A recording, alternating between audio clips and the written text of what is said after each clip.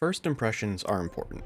Just take a look at YouTube as a platform. Thumbnails and titles are there to grab your attention and provide an idea of what a video is about, and the videos often have a hook in the first few minutes. Plenty of videos have some sort of opening skit or a cold open that shows a funny moment from later in the video. These are ways of getting the watcher invested in the video and to help keep them around. When it comes to video games, however, there's two main places that a first impression happens. While the game's advertising, like trailers, store pages, and sponsored videos, serve as your main first introduction to the game, the most important one happens at the very beginning of the game, the tutorial. Like the title of this video implies, tutorials are often one of the most important parts of a game, because it's the first gameplay that the player actually gets to experience. It serves as the main introduction to your gameplay mechanics and the world of your game, helping teach the player how the mechanics of the world work and how they interact with each other. But not all tutorials are created equally.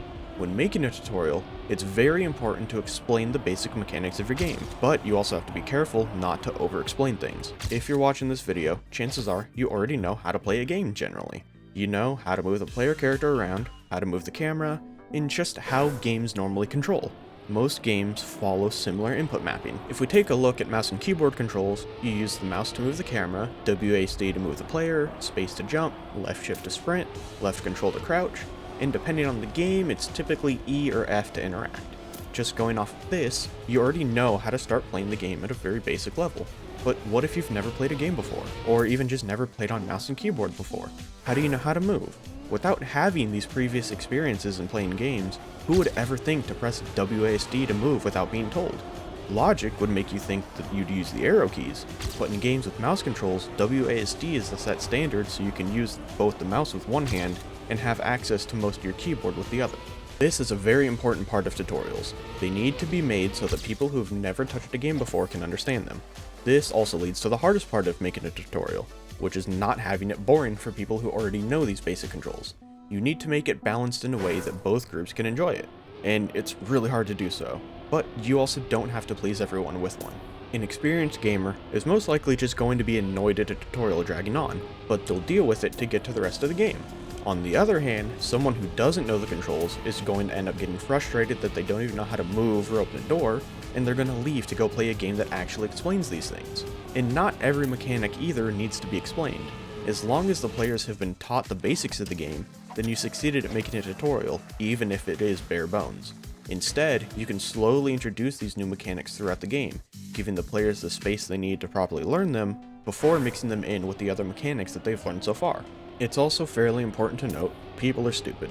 When I was in school for game design, we were shown examples of people at different events that were playtesting new games. The problem was they couldn't even figure out how to crouch under a fallen tree, even though there was a text prompt above them telling them they could do so. And the reason for that was they didn't think they could move while crouching. The reasoning for thinking that? They weren't told they could do so. I mean, just look at the drama when Cuphead came out. There was that game journalist who played the game's tutorial for 26 minutes. A tutorial that only takes a couple of minutes at most took him almost half an hour, and it's not even a bad tutorial. It teaches and explains everything perfectly well for the type of game that it is. This just goes to show that you need to make a tutorial for all skill levels, but it doesn't mean you have to be patronizing about it.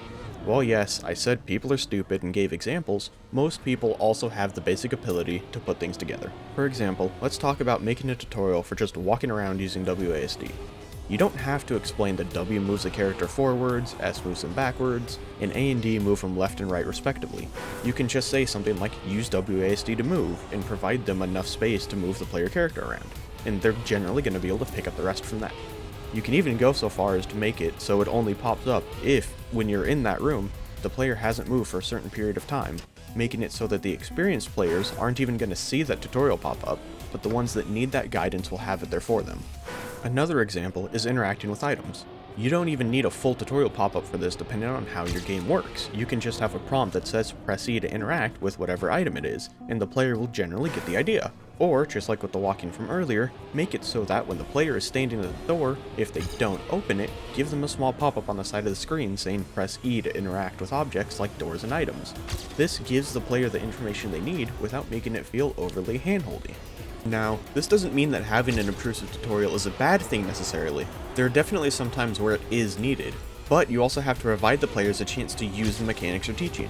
Like the previous examples I gave, the players had a safe area to practice and learn how to move and interact with the items, which is really important, especially at the start of the game.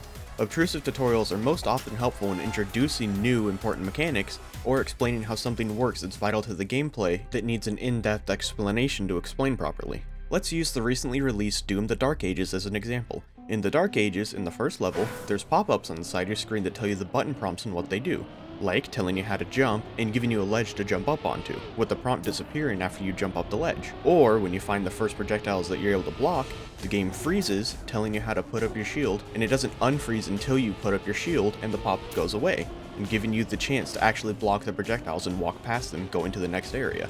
This works wonderfully, as it not only tells the player how to do these basic mechanics that are integral to the gameplay loop, but it also gives you a chance to use the mechanics as soon as you're introduced to them.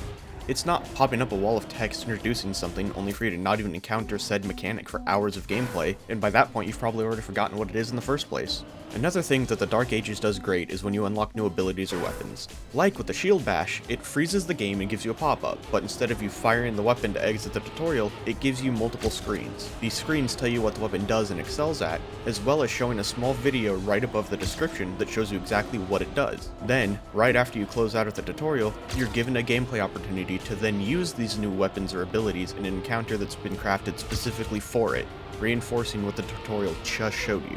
This is a perfect case of both showing and telling the player what to do. Tutorials also need to be built to fit the game they're in, and the audience that they're marketing to. If you're marketing to a hardcore audience of a certain genre, they tend to already have fairly consistent and similar input mapping between games, so you don't really need to focus on that aspect too much. It mostly just needs to be a quick rundown, letting you get to whatever unique mechanics the game needs to teach and introduce. You also don't even need to have a dedicated tutorial level, instead just having them seamlessly built into the game. Going back to the Dark Ages, there is no dedicated level. It just teaches you everything that you need to know when you need to learn it. It makes the game feel great because of the fact that you can just jump right into the actual gameplay and be taught there, rather than having to go through a whole tutorial that's quite often separate from the rest of the game. There's even games that don't have any tutorial but still help teach and guide the player. Look at the beginning of Super Mario Bros., where there is no tutorial, but between level design and simple mechanics, the player can learn how to play the game fairly well. However, there's also problems with this. Because there's no indication that the player can sprint or throw fireballs with the fire flower, players can go the entire game without ever actually interacting with that. The difference here is that when the game came out, the game came with a manual that explains the controls. But if you don't have that, or you just didn't read it, there's not really any way of knowing what each input actually does. Something really important is that tutorials are also going to vary heavily depending on genre, and even just how complex the game is. Something like Call of Duty doesn't need to explain that much for the player to learn how to play, but a much more in-depth game like the Sid Meier's Civilization games need those tutorials because of just how much there is. Tutorials aren't just a one-size-fits-all thing that you can throw into any game, but rather they need to be specialized for each specific game. And if you're making a game and you're making a tutorial for it, remember, prioritize what fits your game specifically, and make sure to test it. Test it with people that have played games before, people that haven't, it doesn't really matter. What does matter is making sure that you see what does and doesn't work with your tutorial, and finding exactly where and what needs to be done to improve it. There's a lot more I could go into on this, with plenty of examples on good and bad tutorial design, but for now I want to give an example of a really bad tutorial, if it can even be called that, with Trackmania 2020, followed by the first little bit of the Dark Ages to show the massive difference between the two when it comes to the tutorials and how they introduce things. From this point in the video, I'm going to be live commentating the two different tutorials, just to show off both sides of the spectrum and talk about them a little bit. Okay, so originally I was going to make a new Ubisoft account and live record me opening up Trackmania for the first time on it, but apparently when they released weekly shorts, they removed the training campaign from the menu and locked it behind the club browser. So instead, I'm just going to use my regular account and load the training campaign from there.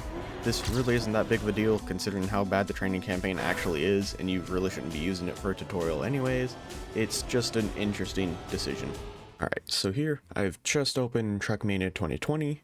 We'll hit play, and as you can see, there isn't actually any tutorial, or the training campaign isn't here, because they hid it away in the menu. Instead, it used to be where the weekly shorts is here, and then that got replaced. So, you have to go into library, type in Nadeo, and then it's the Nadeo training maps. These are meant to be sort of your introduction to the game and serve as your tutorial, but now that's been hidden away, so you don't even have that anymore. Instead, really, your only introduction to them is if you go to the campaigns. They have the campaigns, and each of the sort of 5 level groups are technically a different difficulty. White's the easiest, and then it gets harder as it goes on, with black being the hardest. And it's also the hardest to unlock, with you having to get golds on all of the other stages. But we go back into the training maps, and as you can see, there's 25 here. They don't do a terrible job at introducing things. Like, I'm just gonna go drive the first 4 as an example. But they don't really do a good job of explaining things as it introduces. As you can see, it's literally just, it has me drive to the end of the track and doesn't really explain anything. And it's not really unhelpful, but it's not really helpful either. It kind of just teaches you can drive. But if I didn't already know how to drive, like I talked about earlier, with tutorials not actually introducing, it'd make it a little harder to, you know, figure out how to go. But if we go into the next course, we get introduced to the next road type, dirt. And dirt controls completely differently to the other road types when it comes to your steering. It's a lot more slippery, and it controls completely differently. It's also dependent on your gears. Depending on what gear you're in depends on how you turn when it comes to dirt. Gears are something not at all explained in the game. They're something you'd have to figure out, and I didn't touch on it earlier when talking in the scripted section, but if you have to rely on going out to a wiki to learn something about the game, a basic mechanic like gearing in this game, that's a problem. That's something that should be explained somewhere in the game, even if it's just like in a side menu giving you know, small details about these things. The game doesn't explain gearing, it doesn't explain drifting or any of that. And that's kind of a problem, because how are you supposed to know any of that? And it becomes really apparent here with ice. Now, ice is weird. It controls differently from everything else. If I try to, you know, turn like I normally would, you can see, even though I take the turn decently well, it's still completely slower than my other run. And completely slower than what's expected. Because ice, on turns like this, have a mechanic called bobsleigh, where, kind of like the actual sport, you ride the wall for speed. And pretty much, it involves you turning into the ice turn at a certain way, holding a certain angle to gain speed in the turn, and keep going. This, again, like drifting, like gearing, isn't explained at all in the game. It's something that I wouldn't know about it if I hadn't looked up how to figure out how to do this in the first place. Which, again, not great. And even now, I've been playing this game for almost 9 months now. I still barely understand how ice works. And then here, we have these weird little hump roads. I don't actually know what they're called, but they're really just roads with a hump in the middle of them. There's nothing too special about it. And then if we just go back and look at all of the other courses here, because I don't want this to take too long, you can see here they have a booster on the ground. And with these ones, they just introduce some of the other modifiers that they have, like engine off, reactor, this is slow-mo, that's no steer. It's introductions to them in a very simple stage, which is okay, it's not bad, but then you get to something like stage 11 here, where the entire point of this is to teach you about air brakes. If you just hold gas and just hold forward, you fly completely over. Now, I wouldn't have known this if I didn't look it up beforehand, but in order to do this, you have to brake in the air, which somehow completely slows your velocity when you're moving in the air. I don't understand it, it's just how it works. But it's pretty much, you have to brake when you're in the air, because braking in gas in the air affects how you fly through the air. Which, you know, it doesn't really make sense, but that's how it works, and you wouldn't have known that if it wasn't for looking it up outside. And then here we get to the same kind of tracks as earlier, where it now just has an extra turn, sharper turns, extra turns to them, but it's pretty much the same as the 4 from here. And then this one just combines them all, and this is your first introduction to penalty, and then this is your first introduction to grass as a stage, which controls, again, like dirt and ice, controls completely differently from regular road. But the problem with this specifically is this entire tutorial was made when the game came out. It has not been touched, it has not been updated since the game came out. This is a problem, since if we go back out to here into the club campaigns, you can see in the featured ones here, you have Desert Discovery, Rally Discovery, and Snow Discovery. Each of these are different cars. Each of these cars control completely differently from the Stadium car, which is the regular one you would have in the training maps. Each of them control completely differently. And then let's just go Spring 2025. There's other road types and stuff that were added after that aren't in the training campaign either. Like here, Spring 2025 wood, Spring 2025 magnet, Spring 2025 plastic, and Spring 2025 wetwood. These are campaigns where it's just a Spring 2025 campaign, but each road has been replaced with that respective platform. Wood controls completely differently from the other ones, with it being a lot grippier.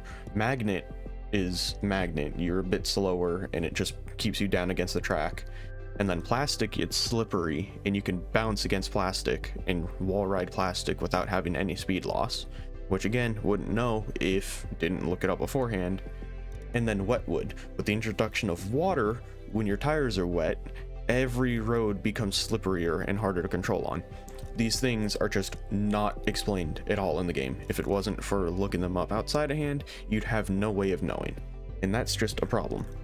It leads to the training campaign, which is supposed to be the tutorial of the game, just really not even being able to do that at a point because they keep adding things in without updating this, or without even giving free-to-play players a chance to interact with any of it before they see it in an actual stage. They don't give any way to actually explore what this does to the car. Like the snow car is extremely tight turns and everything that you need to smooth turn with it. That's not explained at all.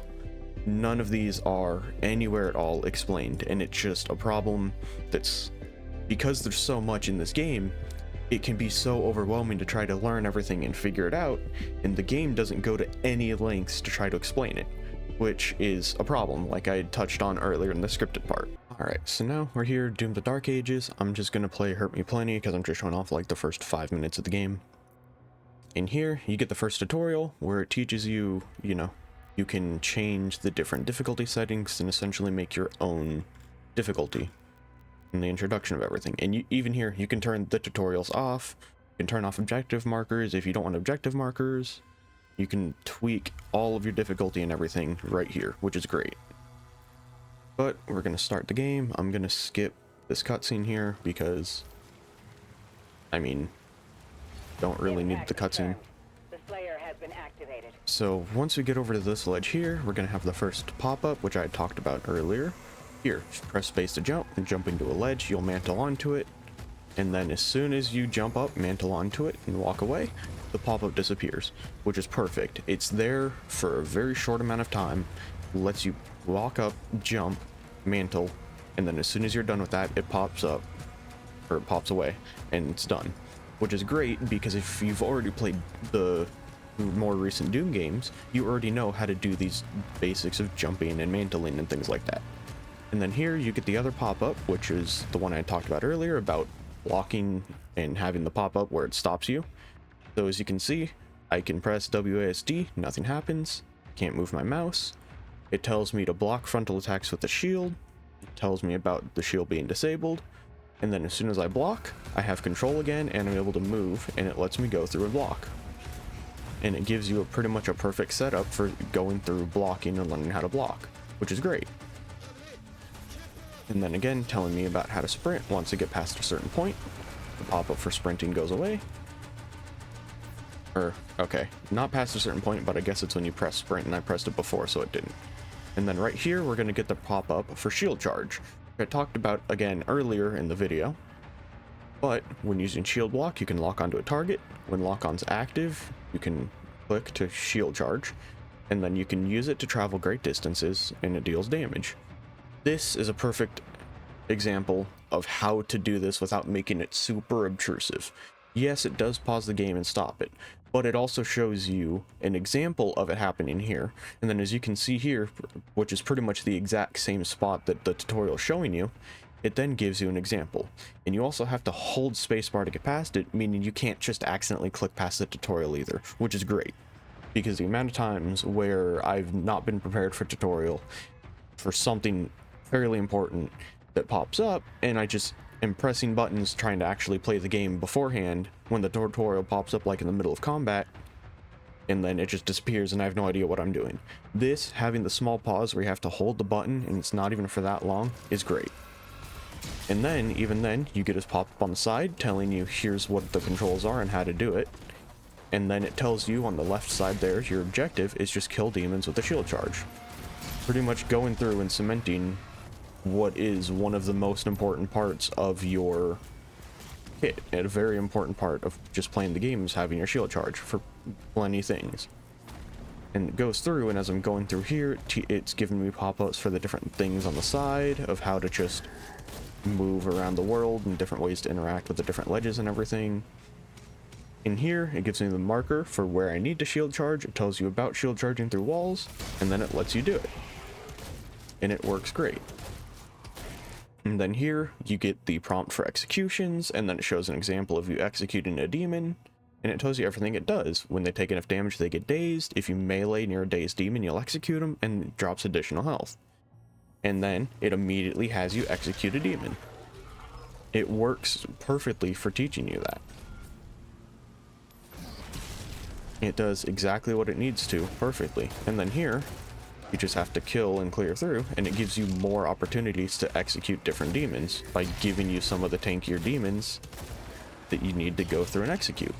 And you don't have to execute them to move past this area, but the game is pretty much just giving you an opportunity to further reinforce the fact that you should be executing these demons when you come across them. And then I believe up here is when we get the Power Gauntlet. Yes, okay. So here you have your first weapon drop, which kind of similar to how the shield charge was. Opens up, you get your first weapon, and then it's going to give a pop-up on the screen showing a small video of it being used, and tells you what it's used for and how to use it. So once that pops up here, you melee. It's powerful melee attack that consumes your Power Gauntlet. It can store up to 3 charges, and it'll drop ammo when you melee with it. And then here on the second page, it shows, because it's a completely new UI aspect that's been added, it shows what your melee charges looks like, and it shows what the pickup looks like. So you know, okay, this is how many melee charges I have and what that counter looks like, and know what you need to pick up to be able to pick up more melee charges. So you go past it, and then immediately it gives you the opportunity to use melee charges with plenty of melee ammo laying around for you to be able to pick up and use it. And it gives you a prompt for melee combos, and then gives you stronger enemies that spawn for you to melee combo. And then, of course, you can see it has you do that, and because you don't have them back yet, they have to regen. It makes you go around and pick up these infinitely respawning melees for you to be able to learn and do it with. I don't know what happened with that. I don't know why he just instantly disappeared and it counted the 3-hit combo. That's okay. That's weird. Why is it not melee? Okay, whatever. But it's just one of those small things that Doom does and teaches you all organically as you're going through the level. And it does it in a way where, because you're learning as you're going, it's not overwhelming you with information, but it's also not just completely teaching you in a way where you're going to forget it either. Because each time it's teaching you something, it's reinforcing it by giving you the chances to use whatever it's taught you. And like there, you can see that symbol. I should have shut it off before more, but you can see the symbol there that you would shield charge. You go through, and when you go here and pick up a life sigil, it gives you a tutorial for the life sigil. And because they're important to the gameplay, being your revives and your respawns before having to checkpoint, it's really important to have the pop-up here that you just can't skip past. And it works really well because it's slowly introducing you everything. It's explaining it really simply, and it's doing it in a way that still complements the gameplay of the game. And it's kind of become one of what I consider the best tutorials recently. And even the pause menu here, you go to tutorials, it has the different tutorials for the save that you've gotten so far, has sections for Slayer, which is all of your abilities and everything, exploration, which is your different movement abilities, And then demons, which once you get later in the game, you'll come across demons that have different abilities and certain things like that will all come here. And each time you come across them, you'll have a pop-up explaining how to fight them. And it works great. And it's just one of those things where Doom has gotten really good with its tutorials because of this.